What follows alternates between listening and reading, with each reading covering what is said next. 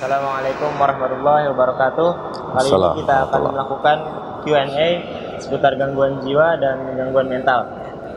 Pertanyaan pertama, jawabnya secara singkat aja ya. Apa penyebab utama seseorang menjadi gila atau depresi? Yang pertama faktor genetik, yang kedua faktor adanya penggunaan obat-obatan terlarang, yang ketiga ada masalah di kepala ya seperti trauma atau mungkin senyawa-senyawa kimia yang memang terjadi pelonjakan atau penurunan secara umumnya. Kalau orang itu mendapat cobaan berat di hidupnya, bisakah jadi gila atau depresi? Seperti anaknya meninggal atau anaknya kena narkoba, cerai, bisa jadi Ya, depresi? dia bisa, tapi sifatnya depresi yang sementara ya, yang temporal. Karena kondisi itu disebabkan oleh faktor traumatis dan traumatis itu bisa disembuhkan. Ya. Tapi bisa jadi kayak orang gila yang di pinggir jalan gitu. Nah, itu belum tentu demikian ya. Ada yang demikian, ada yang enggak. Yang kedua, apakah orang yang gangguan jiwa bisa sembuh? Apakah bisa kambuh lagi? Dan apa penyebab kambuhnya? Yang jelas bisa sembuh dan bisa kambuh lagi. Penyebabnya tergantung apakah tipe gangguan kejiwaan seperti skizofrenia yang memang sangat sulit untuk cepat recovery ya. Tapi misalnya seperti gangguan bipolar, anxiety dan lain sebagainya itu secara umum dapat disembuhkan dengan waktu yang tidak terlampau lama. Misalkan penderita skizofrenia dia sembuh. Untuk jarak dia kambuh lagi kira-kira berapa lama? Nah, itu nggak bisa kita kategorikan ada batasannya ya. Tergantung dari sisi mentalnya dia ya. Dari sisi kemudian memang kondisi-kondisi klinisnya dia bagaimana gitu ya, itu mempengaruhi juga. Apa pendapat Anda tentang orang gila yang dipasung? Tentu itu tidak manusiawi ya, karena orang yang mengalami gangguan jiwa bisa sembuh dan dapat diobati dengan baik dan benar asal mengikuti arahan-arahan ahli-ahli jiwa ya, dan juga mengkonsumsi ya obat-obatan yang diresepkan. Apa penyebab keluarga mereka memasung anaknya tersebut? Yang pertama karena sifatnya yang destruktif ya. Kadang di antara mereka ada yang sampai ingin melukai orang lain, ya, ingin membunuh orang lain, terus kemudian perilaku-perilaku seperti marah-marah, menghancurkan barang, ya, teriak-teriak dan lain sebagainya, sehingga dari sisi awam mereka harus dikucilkan gitu ya. Dan dengan dipasung itu biasanya mereka merasa itu yang benar ya, tetapi sesungguhnya orang yang dipasung itu masih manusia juga dan layak mendapatkan pengobatan. Mungkin malah tambah parah kali ya, kalau dipasung. Ya kalau semakin lama ya gangguan itu dibiarkan tentu akan lebih kronis ya dibanding sebelumnya. Di Abu Albani Center kan ada terapi dari sisi agama atau rohani juga. Mengapa itu penting dalam mengobati gangguan jiwa? Untuk memberikan kesehatan mental, posisi agama itu penting ya, karena agama itu mengingatkan dan juga agama itu mengajarkan ya bagaimana pengobatan-pengobatan yang sesuai untuk kebutuhan-kebutuhan yang sifatnya salah satunya adalah gangguan jiwa gitu ya. Contoh dengan memperbanyak membaca Al-Qur'an ya, zikir dan juga memahami ya masalah takdir dan sebagainya, tentu itu akan membuat seseorang teredukasi dan juga bisa memahami ya kondisi-kondisi yang terjadi atau menimpa kepada dirinya. Itu secara umumnya begitu. Apakah jika kita menikahi orang yang sembuh dari gangguan jiwa, anak kita nanti bisa terkena gangguan jiwa juga? Ada kemungkinan, karena memang orang yang mengalami gangguan jiwa itu mempunyai faktor genetik salah satunya. Jadi ada kemungkinan dari keturunannya akan mengalami hal demikian dari faktor genetik. Segala jenis gangguan jiwa? Ya. Apakah penyebab bipolar? Bipolar, kalau dibilang penyebab utamanya belum pasti. Yang jelas dia mengalami gangguan kecemasan ya, berupa masalah swing mood ya. Jadi moodnya ini kalau orang bilang moody gitu ya, kadang dia gampang sedih, gampang senang ya, gampang bete dan lain sebagainya ya, dan itu akan sangat mengganggu dia, sehingga faktor sosial ya, kultur dan sebagainya kadang dia tidak bisa menerimanya dengan baik, meskipun itu misalnya benar ya. Misalnya dilarang untuk menggunakan pakaian-pakaian yang terlalu seronok misalnya bagi perempuan. Orang-orang yang punya masalah bipolar kadang tentu itu menjadi sesuatu yang sulit untuk dilakukan. Kenapa? Karena dia hanya mengandalkan perasaan, tidak melihat dari sisi kultur, budaya, ya, kearifan, keetika dan lain sebagainya. Apakah jika di masa lalunya dia pernah berkali-kali disakiti oleh seseorang, akhirnya dia bisa jadi bipolar?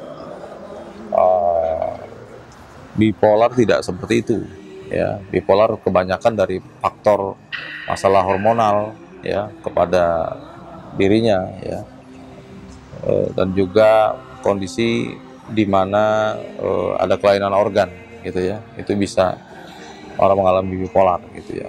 Nggak semuanya orang bisa menjadi berpenyakit bipolar, meskipun orangnya yang sensitif, kira-kira begitu. Apakah ciri-ciri singkat dari gestur, ekspresi, dan emosi orang yang memiliki gangguan jiwa? Yang pertama, tatapan mata kosong. Kemudian dalam berkomunikasi tentu agak berlebihan ya, baik itu show off ya, ataupun dia lebih terlihat seperti meremehkan dirinya sendiri gitu ya. Dan banyak hal ya. Kemudian orang-orang yang punya masalah gangguan jiwa itu kadang dia antisosial ya, sulit ketemu orang, sulit beradaptasi, sulit untuk membina suatu hubungan, sulit memahami sebuah permasalahan dan lain sebagainya. Dia cenderung menghindar dan mempersalahkan dirinya, dan akan terlihat ya kalau orang mengalami gangguan jiwa itu tatapan wajahnya, tatapan matanya yang kosong, wajahnya yang nggak berekspresi gitu ya, bicaranya yang lantur dan sebagainya, itu tentu akan kelihatan sekali. Apakah pasien gangguan jiwa yang sudah sembuh harus selalu mengkonsumsi obat terus-menerus? Jika dokter ya menyarankan demikian sampai batas-batas tertentu, maka itu memang harus dilakukan. Tapi jika kemudian dokter mengatakan ini sudah cukup, sudah baik, sudah sehat, tentu secara kapasitas spesialis kejiwaan sudah melihat gitu ya, bahwasanya orang ini sudah bisa lepas daripada yang namanya obat dan lain sebagainya. Apa yang menyebabkan pasien gangguan jiwa yang sudah sembuh menjadi kambuh lagi? Nah, itu yang saya bicarakan. Penyebab tentu secara logisnya dia melakukan hal-hal yang secara prinsip harusnya dia hindarkan. Contoh misalnya dia merokok, ya, karena merokok itu bisa memicu orang untuk mengalami kembalinya terulang gangguan kejiwaannya, ya, karena kerusakan dari zat-zat pada rokok itu di otak itu memang bisa ya membuat orang yang tadinya sudah sehat bisa kembali sakit kembali. Yang kedua, seperti dia mengkonsumsi obat-obatan terlarang ya, nafsa, ataupun dia mengkonsumsi alkohol gitu ya, sehingga delusi, waham dan lain sebagainya bisa kemudian tampil lagi. Itu sekelumit ya untuk orang yang bisa kembali mengalami kambuh ya pada penyakit kejiwaan tersebut. Kalau dia mikir terlalu berat juga bisa.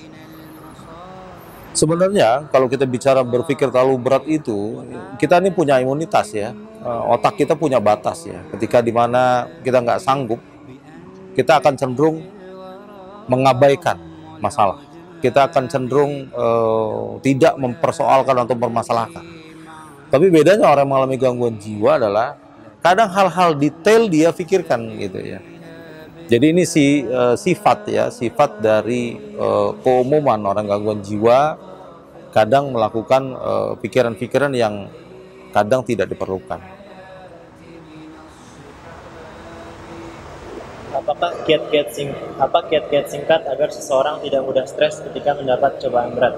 Yang pertama, dia pahami bahwasanya ujian itu datangnya dari Allah, ya, sehingga bukan sebab yang lain yang perlu kita persoalkan. Bahwasanya Allah menginginkan kita mendapatkan ujian itu sebagai hikmah. Yang pertama, lebih baik kehidupan kita dari sebelumnya. Berpikir bahwasanya manusia itu hanya bisa menjalankan takdir, sedangkan Allah yang menentukan. Ketika kita mengatakan bahwasanya hidup kita aman, hidup kita tentram, hidup kita dan lain sebagainya, Allah bisa saja mencabut kesenangan itu dalam sekejap. Dan hikmah bagi orang yang beriman adalah kita kembali taat kepada aturan-aturan Allah dan meninggalkan semua hal-hal yang dilarang. Lalu bagaimana cara mencari solusinya ketika cobaan berat itu datang? Agama mengajarkan kita untuk kembali kepada Allah, ya, dengan sholat dan sabar. Tanpa sholat dan sabar, maka hal-hal yang kita lakukan itu menjadi sangat berat. Kadang juga ketika cobaan itu hadir, ya, dan Allah menentukan cobaan itu dalam jangka waktu yang panjang, ketika kita nggak sabar dan ketika kita tidak melakukan sholat, ya, untuk meminta bantuan kepada Allah, maka banyak hal yang sia-sia. Karena argumentasi ini memang tidak bisa kita patahkan hanya dengan kita punya cara-cara menyelesaikan masalah. Nggak bisa demikian. Karena ini ada progres yang sifatnya kita harus mendekati kepada Allah. Apakah kita perlu ke psikolog, psikiater, atau ahli agama? Ya, tentu itu sangat dianjurkan kepada psikolog, psikiater, kepada ahli agama untuk bisa membantu, ya, menenangkan, mengingatkan, ya, memberikan edukasi, membuat segala sesuatu yang tidak seseram atau mungkin semenakutkan seperti pemikirannya sendiri. Padahal itu masih bisa dilakukan cara-cara yang bijaksana, ya. Jadi apabila masalah berat, tidak bunuh diri. Ketika ada masalah berat, tidak mengkonsumsi obat-obatan terlarang. Ya, ketika masalah berat, dia tidak melakukan cara-cara yang tidak beradab dan manusiawi dan sebagainya. Itu tidak perlu, ya. Karena kita harus pahami setiap masalah itu ada hikmah.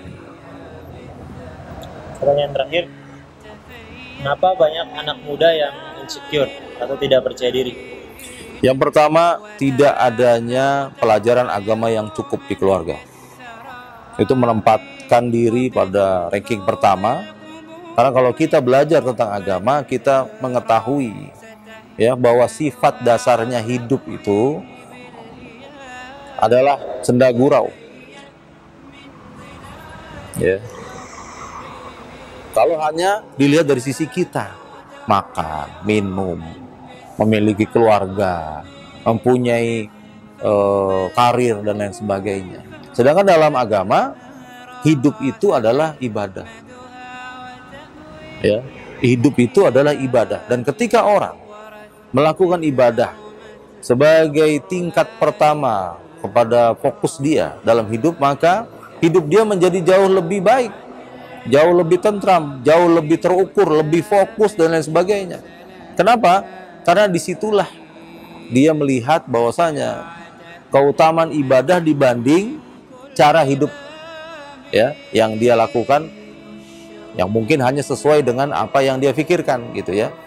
Contoh, apabila seorang yang mengalami musibah, dia mengingat-ingat kembali bahwasanya setelah beberapa tahun dia hidup, ya, setelah beberapa waktu dia kemudian mengalami hal-hal menyenangkan, tiba-tiba dia harus mengalami satu sakit dan lain sebagainya, dia tidak akan menyalahkan sebab sakitnya, dia tidak akan menyalahkan bahwasanya kondisi ini karena A, B, C, enggak. Karena dia tahu ketika Allah menetapkan satu takdir, itu adalah ketetapan yang mutlak baginya, dan kita sebagai hamba harus menerimanya dan kemudian bersyukur bahwasanya dengan ujian itu kita diingatkan kembali tentang hakikat hidup itu sendiri. Lalu bagaimana kiat-kiat agar seseorang percaya diri dalam bersosialisasi dan bertemu orang? Yang pertama, tetaplah pada jalur yang benar. Yang kedua, kita harus melihat bahwasanya semua manusia itu sama. Tidak ada derajat yang membedakan kita. ya, hanya kemudian hierarki saja, ya. Ada pemimpin, ada bawahan, ya, ada orang yang diurus, ada orang yang mengurus, itu hal yang biasa, ya. Seperti ada langit, ada bumi, ada matahari, ada bulan, ya. Semua mengikuti edarnya, gitu ya. Sehingga orang yang kemudian merasa tidak percaya diri dan sebagainya tentu harus melihat kenapa dia tidak percaya diri dan untuk apa dia melakukan hal seperti itu, jika kemudian secara rasio itu akan menyebabkan dirinya tersudut. Ya, contoh misalnya gara-gara kemiskinan dia tidak mau terlihat oleh orang lain. Padahal kemiskinan itu sendiri hanya keniscayaan. Kalau dia mau berusaha, dia akan keluar dari kemiskinan. Kalau dia ingin hidup baik, dia harus berlaku baik. Ya, kira-kira demikian gitu ya. Jadi bukan karena hal-hal yang sifatnya dia pastikan bahwasanya hidup dia akan selamanya begitu, enggak. Makanya kita akan lihat bagaimana orang-orang yang berusaha ya keluar daripada masalahnya, dia mempunyai pertolongan-pertolongan dari Allah itu berupa tanda-tanda, ya. Diketemukannya dengan seseorang, tiba-tiba dia belajar sebuah dari artikel dan sebagainya yang kemudian mengantarkan dia kepada solusi daripada masalah. Ingat, hidup itu hanya senda gurau. Sekian tanya Q&A kali ini. Assalamualaikum warahmatullahi wabarakatuh. Assalamualaikum warahmatullahi wabarakatuh.